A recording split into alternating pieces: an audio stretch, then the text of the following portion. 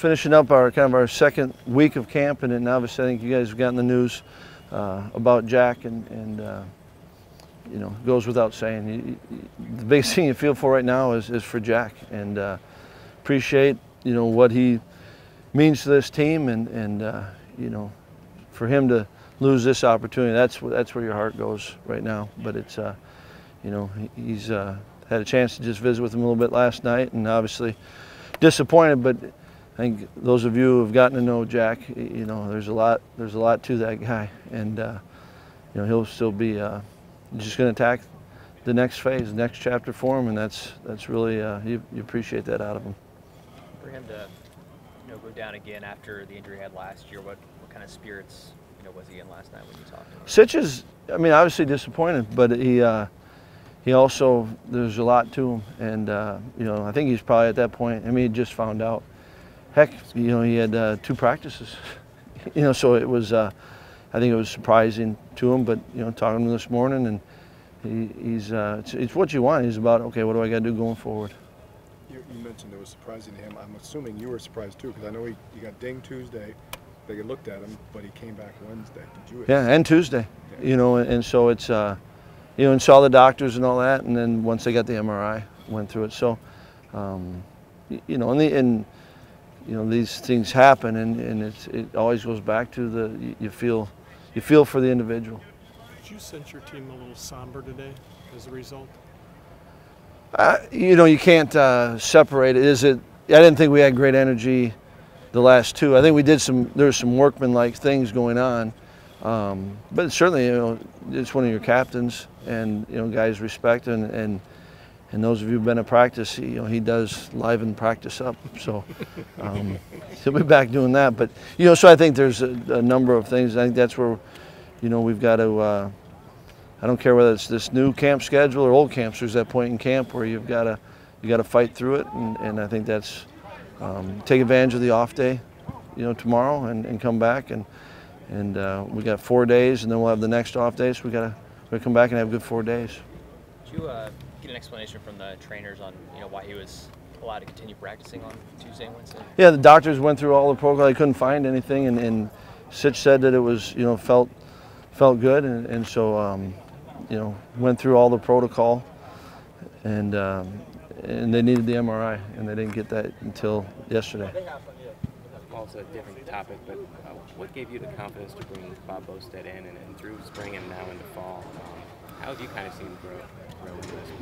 Well, I think, you know, I was fortunate to work with Bob, you know, for a number of years, and know who he is as a person, who he is as a coach, and then I think it helped me in knowing that group that he was coming to coach, you know, and what I think would help them, and I think it's been good. Certainly, there's a learning curve for him, you know, just getting the terminology and understanding, but you know, his football knowledge, that was never a question, and I think, you know, he's done a good job of kind of understanding our players first, and what we're doing schematically, and I think it's been good. Paul, with Jack out, you've got 3 inside guys who have played in Edwards, Orr, Conley. Right. Conley's out, but after that, what do you see from guys who are now maybe asked or required to do more? Yeah, I think those are those windows of opportunity for those guys. You know, Arrington Farrar, who kind of made the switch halfway through spring, maybe a little bit past halfway, and so he's a chance to get reps. And you know, we've liked the way that Mikey Mascalunas has come in and worked, and so there's more work for him. It'd be good to get Griffin back. You know, he's kind of missing that. So there's 3 young guys that kind of come off the top of your head that's good work for them, and so they've got to take advantage of that. And you know, Ryan, we don't know when Ryan will be back. You know, certainly not a season type of an injury, but you know, as far as camp, so those will be, you know, great opportunities for that group that we were mentioning. Paul, I know it's only been a couple of days, but what is the timeline like when you look at Jack's future of whether or not he can have eligibility again, or how long it'll take to recover, or anything like that? You know, obviously those are questions that brain hasn't even gone there. You know, you're talking, you know, with a young man that last night, just, you know, how are you doing? And that's all you really care about. And then this morning was about when can we get surgery scheduled. So I think it's way too early for anything like that, other than make sure that the doc is on when it's time to go. Well, with other athletes that you've coached that have gotten, say, a medical red shirt, how long does the process take? Those, I think that, I've been involved with a few of those, and it's not too long, and it's, you wait till you really don't deal with the paperwork till far from now, really. Do you think the fact that he missed time last year and was able to help a lot of guys is maybe beneficial for him, knowing that he's kind of done that before and can help still?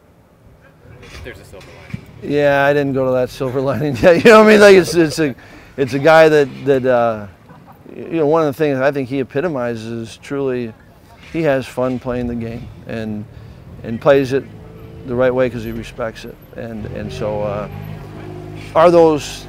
Yeah, and that's last year and even today he brought it up. I mean, you hear all this with Jack gone, like he was at practice, like he's not.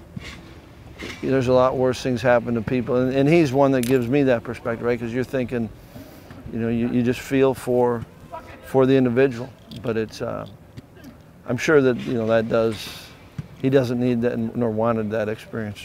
There seems to be some reps available at tight end and at wide receiver, given some health circumstances. Right. How is that?